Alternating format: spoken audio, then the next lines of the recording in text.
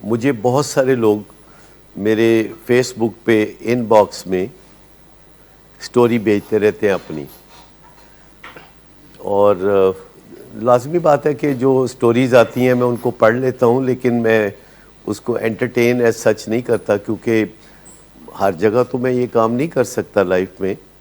لیکن وہ ازیوم کر لیتے ہیں کہ ہم اپنی کہانی لکھیں گے اور ہمیں فوری وہیں جواب مل جائے گا اور ہمارا مسئلہ حل ہو جائے گا. اور وہ بڑی دردناک سٹوری ہوتی ہے جو ان باکس میں فیس بک پہ لوگ بھیجتے ہیں. کچھ لوگ واٹس ایپ پہ بھی بھیجتے ہیں سٹوری. لیکن ہماری زندگی کا بھی ایک ڈھانچہ ہوتا ہے. ہم ہر وقت وہ کام نہیں کر سکتے جو ہمارا پروفیشنل ورک ہے. میں یو کے سے واپس آ رہا تھا تو جہاز میں بیٹھا تو میرے ساتھ ایک خاتون جو کہ اوریجنلی پاکستانی تھیں، لیکن کافی عرصہ ہو گیا یو کے میں وہ رہ رہی تھیں، اور وہ میرے ساتھ بیٹھی ہوئی تھی. اور جب سامان رکھ کے تو بیٹھے تو اس نے اپنا انٹروڈکشن کرایا، اور انہوں نے بتایا کہ وہ پی ایچ ڈی ہے اور کوئی بزنس ریلیٹڈ سبجیکٹ میں پی ایچ ڈی ہیں، مارکیٹنگ میں پی ایچ ڈی ہیں، کچھ اس طرح کی بات وہ اپنے بارے میں بتانے لگی. تو میں نے کہا اچھا، اچھی بات ہے. تو پھر انہوں نے پوچھا کہ آپ کو کہیں دیکھا ہوا لگتا ہے، تو آپ کچھ بتائیں اپنے بارے میں. تو میں نے کہا کہ میں ویلڈنگ کرتا ہوں. اچانک میرے منہ سے نکلا، میں نے کہا میں ویلڈنگ کرتا ہوں. تو ان کے نہیں لگتے تو نہیں. تو میں نے کہا نہیں، ویلڈنگ کئی چیزوں کی ہوتی ہے، انسان کے جذبات کی ویلڈنگ اور انسانوں کے تعلقات کی ویلڈنگ. تو پھر تھوڑا سا میں نے ایسا بتانا شروع کیا تو اس نے کہا اوہ آپ تھراپسٹ ہیں. میں نے کہا جی ہاں. تو کہتی اچھا مجھے یاد آ گیا کہ میں نے آپ کی ویڈیوز دیکھی ہوئی ہیں. اور پھر کہنے لگی کہ اب آپ سائیکو انالیسس کریں گے، لمبی فلائٹ ہے تو اب آپ جو ہے میرا سائیکو انالیسس کریں گے. میں نے کہا آپ کو یہ کس نے کہا؟ اس کی میرے خیال میں کوئی ضرورت نہیں ہے، کیونکہ اس وقت میں ایک ٹریولر ہوں اور آپ کے سفر میں آپ کے ساتھ ہوں، اور آپ کا سامان ابھی میں نے اٹھا کے اوپر رکھنے میں آپ کی مدد کی ہے، جس کی وجہ سے you have been very kind. اور ایسی تھوڑی کرٹسی کے لیے میں نے ایسا کیا. تو میں نے کہا دیکھیں، اگر میں تھراپسٹ نہ ہوتا، میں گائنیکولوجسٹ ہوتا، تو آپ مجھ سے کبھی توقع نہ رکھتی کہ ابھی تھوڑی دیر میں آپ کا پیلوک ایگزامینیشن کروں گا. اس کے بعد پھر اگلے 4 گھنٹے ہماری کوئی بات نہیں ہوئی، اور میں اپنا مزے سے جو لکھنے پڑھنے کے کام میں کرنا چاہتا ہوں، جہاز میں سفر بھی اچھا گزر جاتا ہے تو وہ پھر میں کرنے لگا. ایسی شادی بیاہوں میں بھی جائیں، کسی جگہ جائیں تو وہاں اس قسم کی باتیں ہوتی ہیں. لوگ فوری طور پر کچھ نہ کچھ پھر پوچھنا شروع کر دیتے ہیں، مثلا کہ آپ بتائیں میرے دل میں کیا ہے، یا کچھ بھی ایسا سوال، میری پرسنالٹی کے بارے میں بتائیں، یا کچھ اس طرح کی بہت ساری باتیں کرتے ہیں. اور پھر بغیر دعوت میری طرف سے ملے اپنی کہانی سنانا شروع کر دیتے ہیں. اور وہ جو کہانی سناتے ہیں وہ بڑی دردناک کہانی ہوتی ہے، کیونکہ اس میں جو کہانی کا ایک اور فریق ہوتا ہے جو کہ ویلن ہوتا ہے کوئی، اور وہ خود اس کے ہیرو ہوتے ہیں، اور وہ جو کہانی سناتے ہیں وہ بڑی دردناک کہانی ہوتی ہے. میرا اپنا خیال ہے کہ ہم انسان، یعنی میں اور آپ اور باقی سب لوگ بھی اپنی زندگی کی کہانی سناتے ہوئے بہت ڈنڈی مارتے ہیں. ہم اس میں قابل بھروسہ کہانی کار نہیں ہوتے. ہم اپنے ذاتی حالات لوگوں کے سامنے جب براڈ کاسٹ کرتے ہیں، دوستوں کے سامنے بات کرتے ہیں، اور ہمارے دوست تڑف تڑف جاتے ہیں.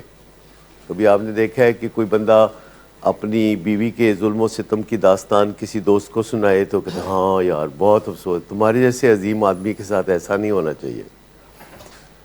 اور کسی کی بیوی جو ہے جا کے اپنی سہیلیوں سے بات کرے تو اس کی سہیلیاں بھی بہت زیادہ ٹف ہو جاتی ہیں، کہتے خبردار جو اب میں نے تمہارے منہ سے اس کی تعریف سنی، اور آج کے بعد جو ہے اس لعنتی انسان کا ذکر نہیں ہونا چاہیے تمہاری زبان پر۔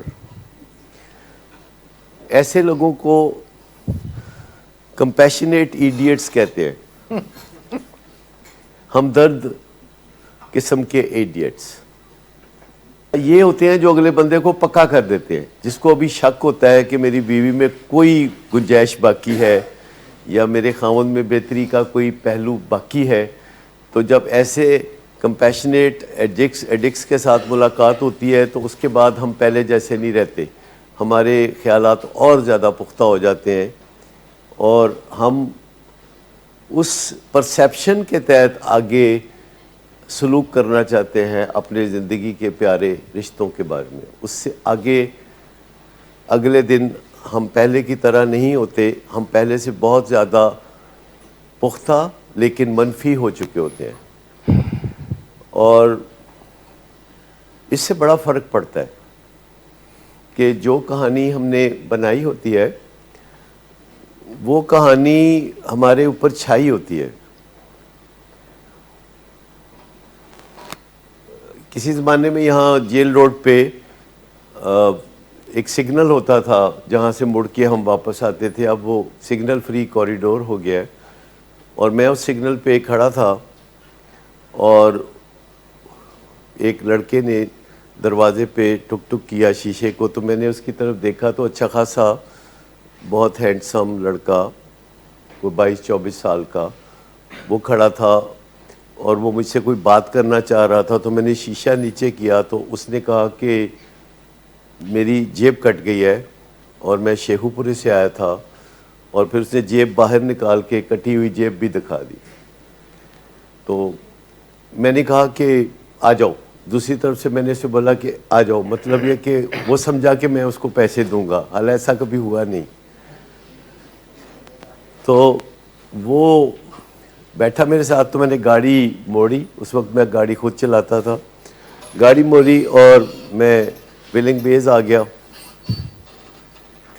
ویلنگ بیز آ کے اس کو میں نے سامنے بٹھا لیا، اور اب وہ انتظار میں تھا کہ میں اس کو پیسے دوں گا، اور وہ مجھے ری ایشور کر رہا تھا کہ میں کتنی جلدی یہ پیسے آپ کو لوٹا دوں گا ایزی پیسہ کے ذریعے، اور میرا تو شناختی کارڈ بھی چلا گیا۔ تو میں نے اس سے فقط یہ فکرہ بولا، میں نے کہا یہ تم کب سے کر رہے ہو؟ کہتا ہے کیا؟ میں کہا یہ جو شیخو پورے والا ڈرامہ۔ کہتا ہے آپ مجھے پولیس میں تو نہیں پکڑائیں گے؟ میں کہا نہیں وعدہ نہیں، سچ بولو، سچ بولو۔ تو کہنے لگا کہ 5 سال ہو گئے، 5 سال ہو گئے۔ ایک دن اچانک مجھے خیال آیا تھا کہ 1-2 دن یہ کروں گا، اور اس کے بعد میں نے جب یہ کیا تو یہ تو بڑا پروفیٹیبل کام تھا۔ اس زمانے میں اس نے بتایا کہ 1500-2000 ہو جاتا ہے، اور میں روز گھر سے نکلتا ہوں، میں کرشن نگر میں رہتا ہوں، اور روز گھر سے نکلتا ہوں، اور میں یہاں آ جاتا ہوں یا کہیں اور چلا جاتا ہوں، تو اس کے بعد یہ میرا کام شروع ہو جاتا ہے، 2-2.5 گھنٹے میں میری دیہاڑی لگ جاتی ہے، تو میں پھر زیادہ لالچ نہیں کرتا، تو میں چلا جاتا ہوں۔ میں نے کہا اور؟ تو میں نے کہا کہ تم ایسے شیخو پورے سے لاہور ہی شفٹ ہو گئے؟ کہتا ہے نہیں نہیں، میں شروع سے ہی کرشن نگر کا ہوں۔ میں نے کہا شاید تمہارا کام دھندہ چل نکلا تو تم وہاں سے شیخو پورے سے لاہور شفٹ ہو گئے۔ کہتا نہیں میں تو یہیں کا رہنے والا ہوں، لیکن اللہ دی قسمیں ہن مینوں لگتا ہے کہ میں واقعی شیخو پوریوں آیا ہوں۔ اور میں نے اس سے پھر بات چیت کی، میں نے کہا کہ تم 5 سال میں بڑے خوش ہو کہ یہ تم یہ کام کر رہے ہو، لیکن تم 5 سال پہلے بھی بیگر تھے اور تم 5 سال کے بعد بھی بیگر ہو۔ پھر اس نے ایسی باتیں کی کہ کرنا نہیں چاہتا، مجبوری ہے، یہ میرا دل نہیں کرتا کہ میں مانگوں، لیکن مجبوری ہے. میں نے اسے بولا کہ دیکھو تم اپنی زندگی بنا سکتے ہو, تمہارے اندر گٹس ہے, تم ایسے کرو تم میرے ساتھ کام کرو. So that day he started working with me. ہاں لیکن اللہ کا واسطہ ندیم صاحب نہیں ہے, وہ نہیں ایسی غلط نہیں.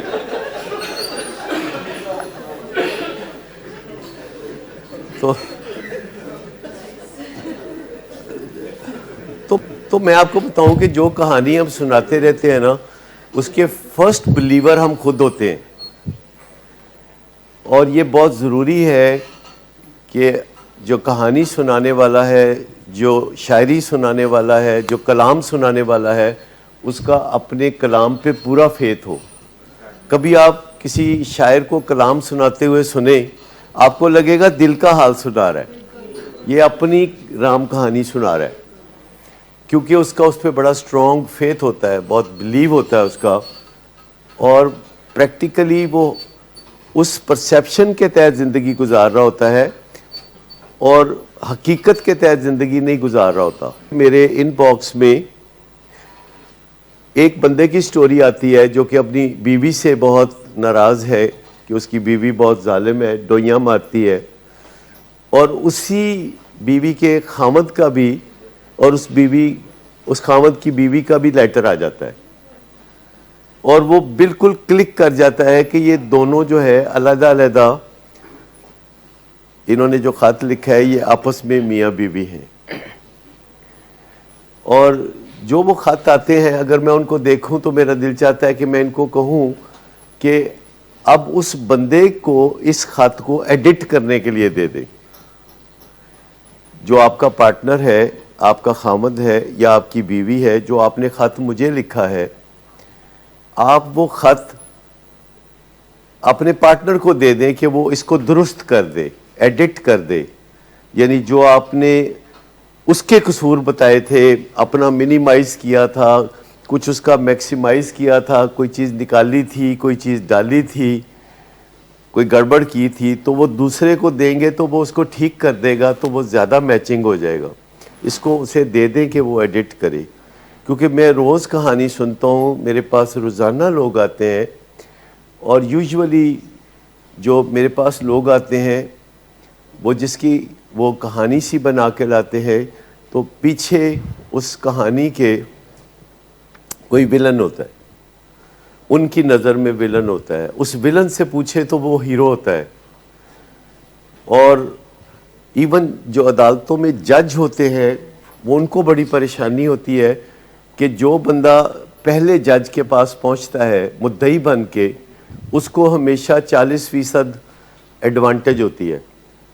جو مدعا علیہ ہوتا ہے, جب وہ جج کے سامنے کھڑا ہوتا ہے تو جج اس کو مجرم ہی سمجھ رہا ہوتا ہے.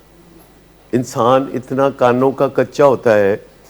لیکن میری ڈیوٹی ایسی ہے ایز اے تھراپسٹ کہ جب میں کسی کی کہانی سنتا ہوں تو اس میں تیزی سے مجھے جمع تفریق کرنا پڑتا ہے کہ یہ جمع کر لوں, یہ تفریق کر دوں, یہ نکال دوں, یہ رکھ لوں, اس کہانی کو میں دوبارہ لکھ دوں. اور جیسے ڈاکٹر اعجاز ابھی کہہ رہے تھے کہ اگر وہ دوبارہ کہانی اپنی لکھنے کے لیے تیار ہو جائے تو اس کی زندگی ہی بدل جائے گی. کیونکہ ہم اپنی زندگی اس کہانی کے اندر رہتے ہوئے گزار رہے ہوتے ہیں جو ہم نے گھڑ رکھی ہوتی ہے. اور اگر ہم اس کہانی کو ایڈٹ کر کے درست کر لیں اور اپنے ولن کی نظر بھی اس پہ ایک ڈلوا لیں اور ایک نئی کہانی لکھ لیں اور اس کے مطابق زندگی گزارے تو زندگی بدل جائے گی, زندگی پلٹ جائے گی. لیکن زیادہ تر لوگ جب آتے ہیں اور اس طرح بات کرتے ہیں اور پھر ہم ان کو کنفرنٹ کرتے ہیں تو وہ پھر کہتے ہیں کہ میری زندگی کا کچھ نہیں بن سکتا.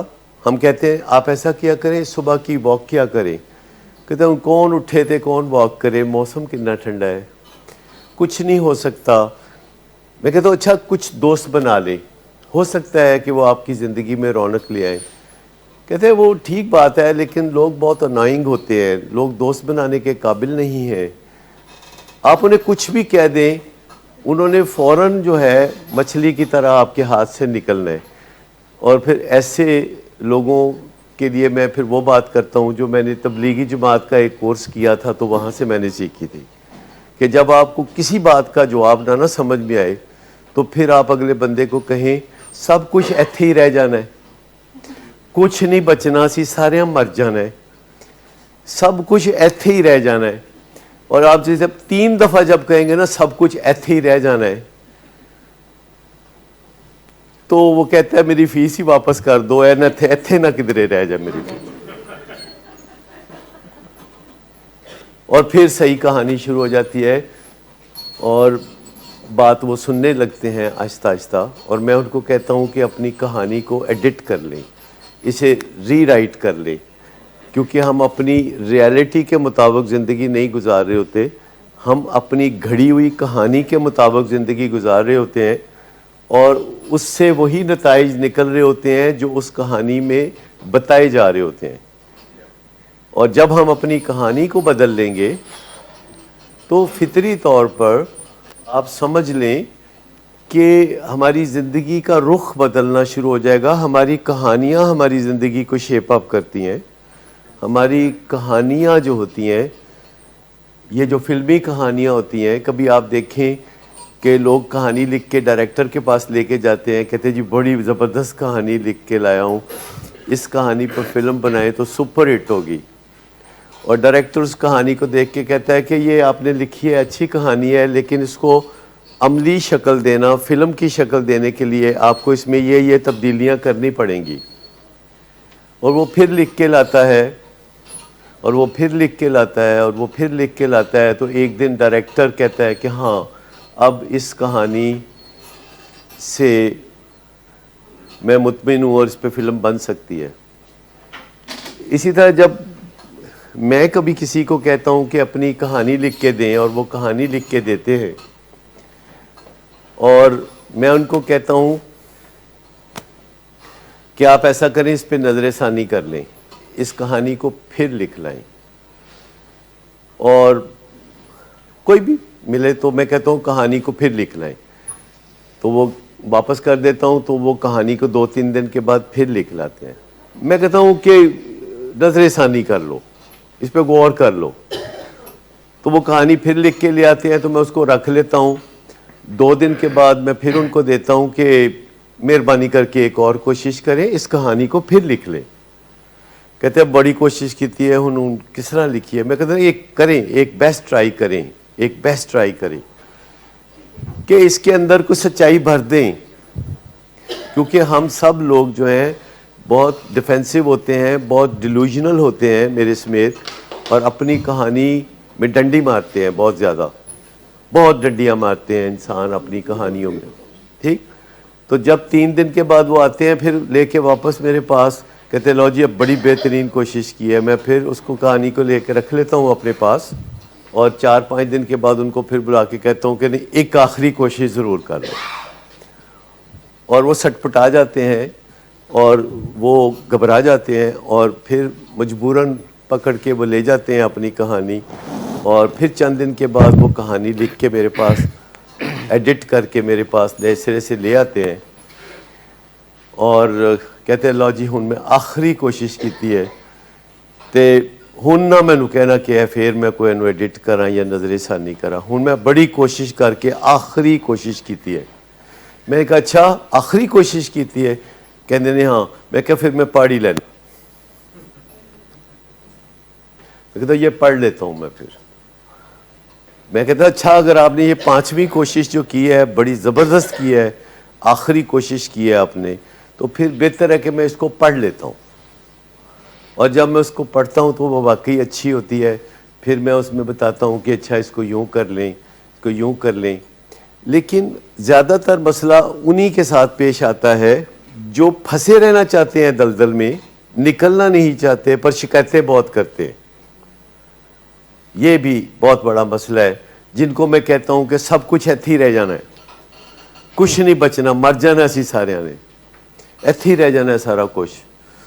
تو یہ جو لوگ ہوتے ہیں جو دلدل میں سٹک ہوتے ہیں، اس میں سے نکلنے کے لیے کوشش نہیں کرنا چاہتے اور کمپلین بہت کرتے ہیں، کمپلینرز کچھ لوگ ہوتے ہیں، ان کی کمپلینز سنی جاتی ہیں، کچھ لوگوں کے الزام سنے جاتے ہیں. دنیا میں سب سے بڑا جو ویپن ہے وہ الزام ہے. اس پہ الزام لگا دیا، اس پہ الزام لگا دیا، کوئی پرابلم نہیں. کسی بندے پہ کوئی الزام لگا دے، یہ فائر کبھی بھی غلط جگہ جا کے نہیں لگے گا، سیدھا جا کے دل پہ لگے گا. کسی پہ کوئی الزام لگا دو، بس صبح اٹھو، جو سامنے نظر آئے اس پہ الزام لگا دو، کوئی الزام لگا دو اس پہ، ٹھیک ہے. مطلب لیکن وہ بہت نیک مانا جاتا ہے ایسا بندہ جو دن کو الزام لگائے، فجر کے ٹائم پہ اٹھے تو نماز پڑھ کے الزام لگائے، پھر ناشتے سے پہلے الزام لگائے، پھر ناشتے کے بعد الزام لگائے.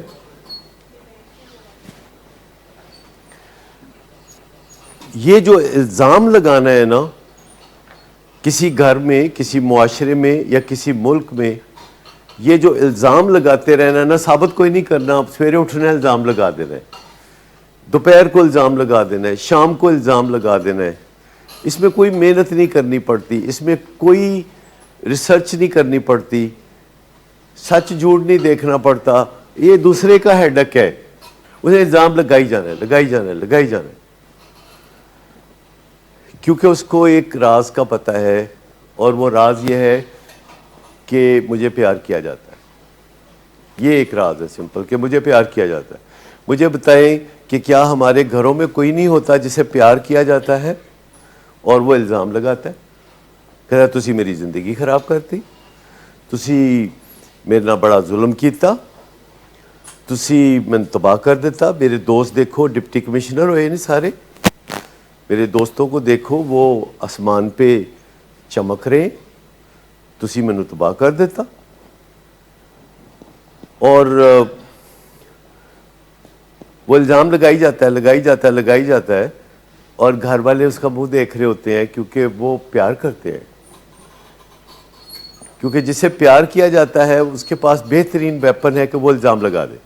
باقی پھر خود ہی لوگ تڑپتے رہیں گے، خود ہی تڑپتے رہیں گے، وہ الزام لگا دے. کیونکہ یہ جو انیٹ ریزن ہے، بہت اندر کی جو وجہ ہے کہ کسی کو جب پیار کیا جاتا ہے تو وہ الزام لگا دے. اور نیچرلی جس بندے پہ الزام لگے گا تو وہ کیا کرے گا؟ وہ اپنا دفاع کرے گا.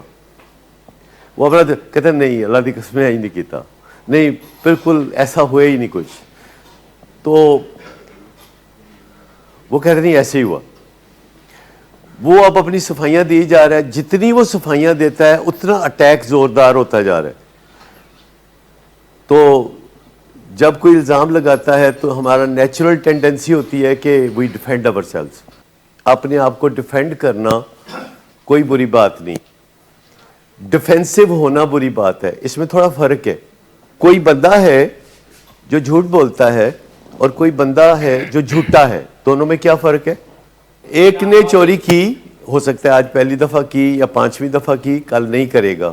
ایک چور ہے جس کا مطلب ہے ہی از سپوز ٹو ڈو دیٹ. تو ایک ہے کہ آپ ڈیفینڈ کرتے ہیں اپنے آپ کو، آپ کہتے ہیں کہ یہ بات درست نہیں ہے. ایک ہے کہ آپ ڈیفینسو ہو جاتے ہیں، آپ کہتے ہیں میرے کو قرآن چکا لو، مسجد چکا لو میرے سر تے، اللہ دی قسمیں انج نہیں کیتا. یہ چور ہے. یہ وہ بندہ ہے جو ڈیفینسو ہے اور اگلے بندے کو دعوت دے رہا ہے کہ میں ڈیفینڈ کروں گا تم اٹیک کرو گے. میرا رول ایز اے ڈیفینڈر ہے، تمہارا رول ایز اے اٹیکر ہے. آپ کو اپنے آپ کو ڈیفینڈ کرنا چاہیے ونس اور ٹوائس، اور پھر اگر اگلا بندہ کہی جاتا ہے کہ نہیں تم غلط ہو، تم غلط ہو، تم غلط ہو، تو آپ خاموش ہو جائیں. آپ کہیں کہ اچھا پھر آپ دیکھ لیں کیا کرنا ہے. جب کوئی بندہ آپ پہ الزام لگائی جاتا ہے اور آپ کہتے ہیں کہ ایسا ہے نہیں، پر اٹس اپ ٹو یو، ایسی کوئی بات ہے نہیں، لیکن آپ جانیں، آپ کا الزام جانیں، آپ کی حکمت عملی جانیں، آپ نے جو کرنا ہے وہ کر لیں. خاموش ہو جائے. اگر وہ کہے کہ دیکھو تم اپنے آپ کو ڈیفینڈ نہیں کر رہے, کہتے کیا تھا ایک دفعہ پر اس سے زیادہ کرنے کی ضرورت نہیں ہے, کیونکہ میں ایک دفعہ اپنے آپ کو ڈیفینڈ کروں گا, اگلا بندے پہ کچھ اچھا اثر ہوگا. میں 2 دفعہ اپنے آپ کو ڈیفینڈ کروں گا, میں 4 دفعہ, میں 10 دفعہ اپنے آپ کو ڈیفینڈ کروں گا, اگلا بندہ سمجھے گا کہ میں ڈیفینڈر ہوں اور میں کلپریٹ ہوں. کیونکہ دیکھیے ایک انیٹ ویلیو ہوتی ہے کسی چیز کی. یہ میرے پاس ایک 5000 کا نوٹ ہے, آپ میں سے کوئی لینا چاہتا ہے؟ I can give it to you. کون لینا چاہتا ہے؟ یا صاحب آپ, اور باقی جو لینا نہیں چاہتا وہ مجھے دے دے. جی لینا چاہتے جی تو بتاؤ نا, بولتے کیوں نہیں؟ نہیں شرمائے مت, یہ going to give it to you. جی آپ لینا چاہتے ہیں, ٹھیک ہے. اب میں اس کو ایسے چرمر کر کے نا,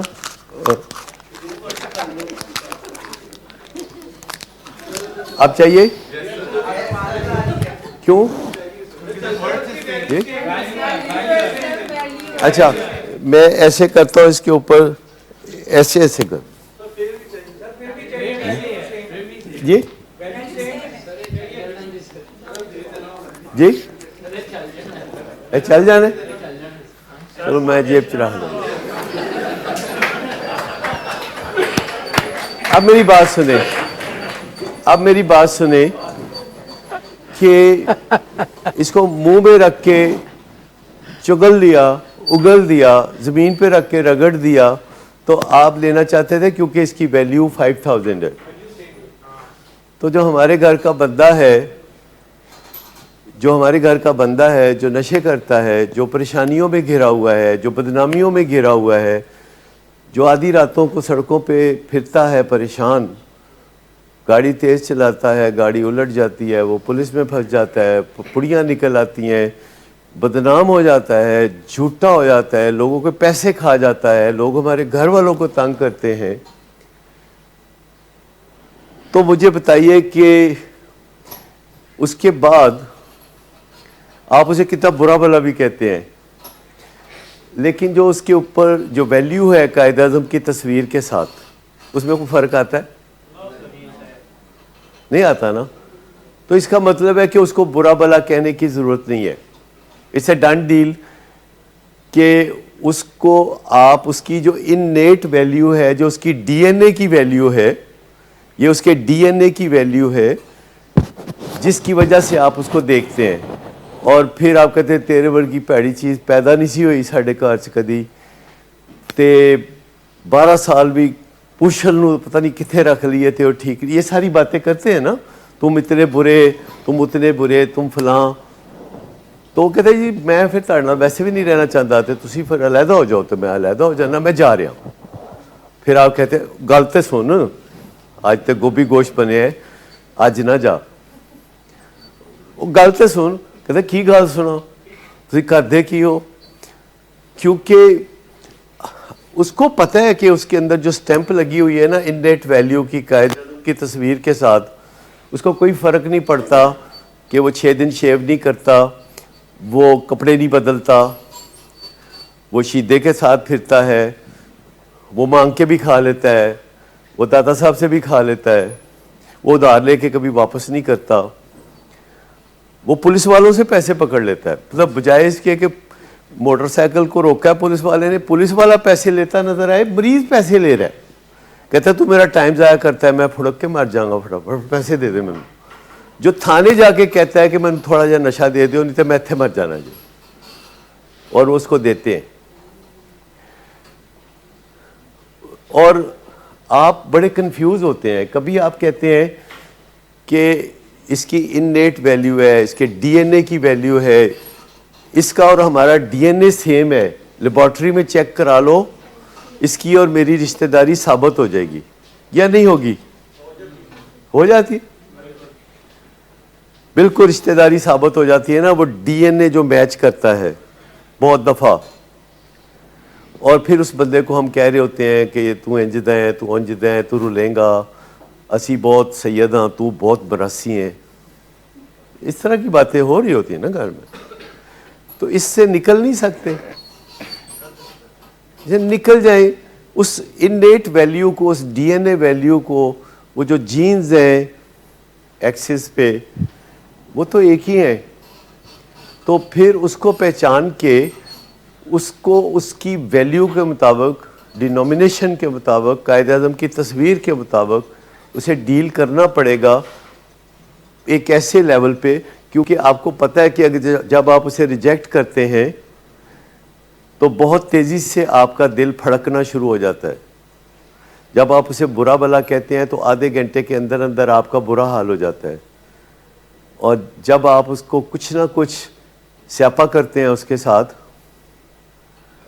تو وہ تو اٹھ کے چلا جاتا ہے جا کے ایک سوٹا لگانے، لیکن آپ کا جو دل ہے وہ بیٹھنے لگتا ہے بہت بری طرح. آپ کو اپنا دل سنبھالنے کے لیے پھر بیگ بارو اور سٹیل کرنا پڑتا ہے، پھر آپ کو بہت جتن کرنے پڑتے ہیں. اور یہ وہی بندہ ہے جس کے ڈی این اے میں اور آپ کے ڈی این اے میں کوئی فرق نہیں، لیکن آپ اس بندے کے بارے میں کچھ بھی کہہ دیتے ہیں. لیکن اس بندے کو پتہ ہے اپنی انیٹ ویلیو کا، آپ کو کیوں نہیں پتہ؟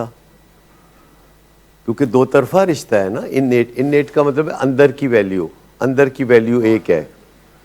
آپ بات کر سکتے ہیں، اچھے احساس کے ساتھ بات کر سکتے ہیں، ویلیو کو برقرار رکھتے ہوئے بات کر سکتے ہیں، بے عزت کیے بغیر بات کر سکتے ہیں، محبت کو اوپر رکھ کے بات کر سکتے ہیں. اس کے اثر ہونے کا امکان بہت زیادہ ہے. لیکن یہ بات سمجھ لیں کہ بہت مشکل ہے ایسے بندے کے باہری حالات دیکھ کے، بیرونی حالات دیکھ کے اس کی اندرونی ویلیو کو سمجھنا بہت مشکل ہے. اور آپ سوچیں کہ اگر آپ کے لیے اتنا مشکل ہے اس بندے کے بیرونی حالات دیکھ کے اس کی اندرونی ویلیو کو سمجھنا، اگر آپ کے لیے بہت مشکل ہے تو ہمارا کیا حال ہوگا؟ ہمارے لیے کتنا مشکل ہوگا؟ ہمارے لیے تو بہت قیامت ہوگی. آپ کی تو ڈی این اے ایک ہے تو ہمارا تو ڈی این اے ایک نہیں ہے. لیکن اگر ہم نے کام کرنا ہے اور اس کو مؤثر بنانا ہے، اس کو افیکٹو بنانا ہے، تو ہمیں بھی امیجن کرنا پڑے گا، ویژولائز کرنا پڑے گا کہ ہی از اے ہیومن بینگ. اس کو ایلیویٹ کر کے دیکھنا ہے، اس کے ساتھ ہم نے انکنڈیشنل ریگارڈ رکھنا ہے، ہم نے اس کے ساتھ نان ججمنٹل بیہیویئر کرنا ہے، ہم نے نان ریڈیکیولنگ ایٹیچیوڈ کرنا ہے، ہم نے اس کے ساتھ سچا رشتہ کرنا ہے. اس کو نو کہنا ہے یا اس کو یس کہنا ہے. اس کی بات نہیں ماننی تو کوئی بات نہیں، لیکن اس کی دل سے رسپیکٹ کرنی ہے، ورنہ ہماری باتیں بیکار ہیں. ہم سارا دن لیکچر دیتے رہیں، اس کا رتی برابر اثر نہیں ہوگا اگر ہمارا انکنڈیشنل ریگارڈ نہیں ہے. اور یہ سیکھتے سیکھتے عمر ہی بیت جاتی ہے. انکنڈیشنل ریگارڈ ایک ایسے بندے کا کہ جس کے اپنے ماں باپ اس کو دیکھ کے کہتے ہیں کہ یہ وہی ہے، یہ ہمارے جیسا ہے، یہ ہمارا چشم و چراغ ہے، یہ تو یوں کرتا ہے، یہ تو یوں کرتا ہے.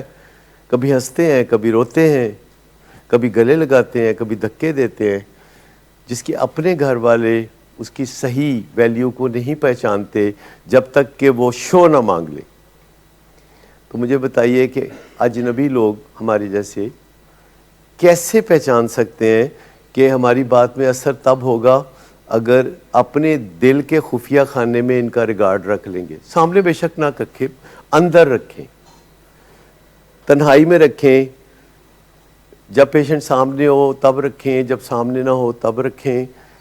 اور الٹیمیٹلی کوشش کرتے رہیں تو ہم اس انیٹ ویلیو کو، اس کرنسی کی اندر کی جو ویلیو ہے اس کو پہچان لیں گے. کتنی بری باتیں کہی ہوتی ہیں گھر والوں نے اس بندے کے بارے میں جس کو آخر میں وہ علاج کے لیے لے کے آتے ہیں. کتنی کتنی بری باتیں اس کو کہی ہوتی ہیں، میں آپ کو بتا بھی نہیں سکتا. مجھے اب سب پتہ ہے، 45 سال میں نے سب سن رکھا ہے کہ کیا کیا باتیں کرتے ہیں، کتنی کتنی باتیں کرتے ہیں.